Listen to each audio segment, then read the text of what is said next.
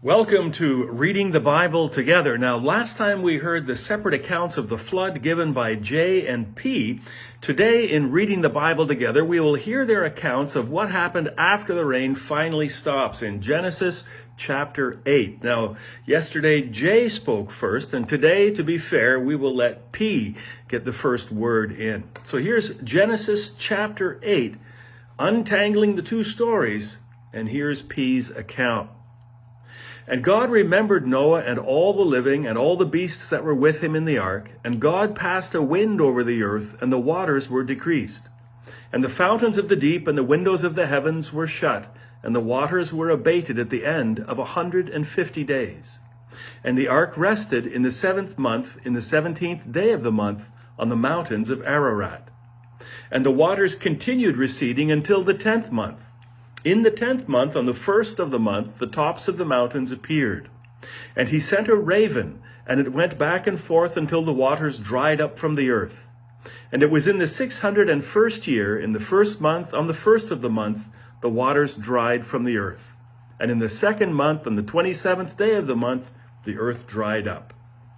And God spoke to Noah, saying, Go out from the ark, you and your wife and your sons' wives with you, and all the living things that are with you, of all flesh, of the birds and of the beasts, and of all the creeping things that creep on the earth, that go out with you, shall swarm in the earth and be fruitful and multiply in the earth. And Noah and his sons and his wife and his sons' wives went out, all the living things, all the creeping things, and all the birds, all that creep on the earth by their families, they went out of the ark. And now, J's account. Genesis chapter 8. And the rain was restrained from the heavens, and the waters receded from the earth continually. And it was at the end of 40 days, and Noah opened the window of the ark which he had made. And he sent out a dove from him to see whether the waters had eased from the face of the earth. And the dove did not find a resting place for its foot, and it returned to him to the ark. For waters were on the face of the earth. And he put out his hand and took it and brought it to him in the ark. And he waited 7 more days. And he again sent out a dove from the ark. And the dove came to him at evening time, and here was an olive leaf torn off in its mouth. And Noah knew that the waters had eased from the earth. And he waited 7 more days, and he sent out a dove, and it did not return to him ever again. And Noah turned back the covering of the ark and looked, and here the face of the earth had dried.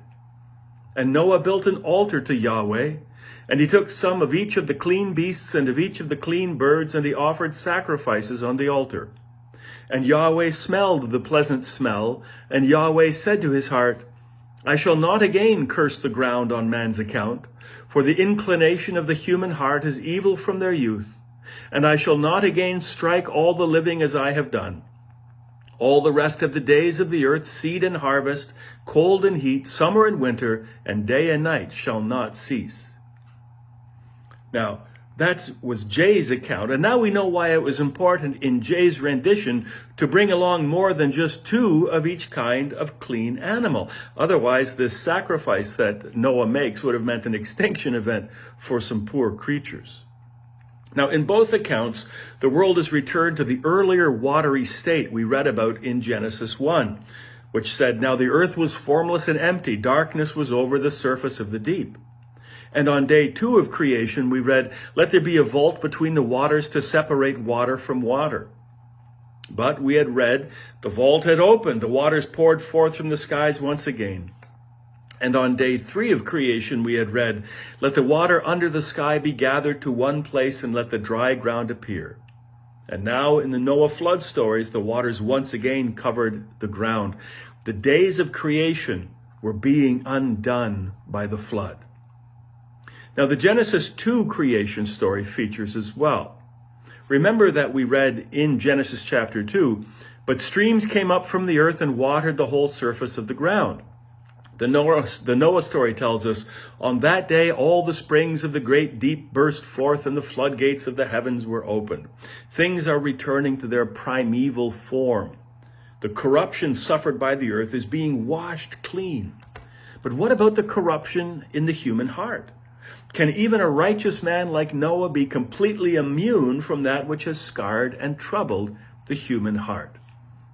Well, we heard a little bit about that at the end of the J account, but we'll find out much more next session as together we read Genesis chapter 9, and we'll read that as a unified story again.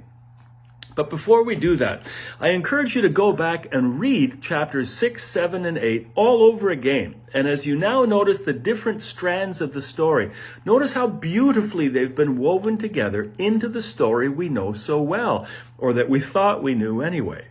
See the respect with which the two traditions are treated, as every word and detail of both are retained, but now bound together in a single narrative into a story we know or thought we knew so well.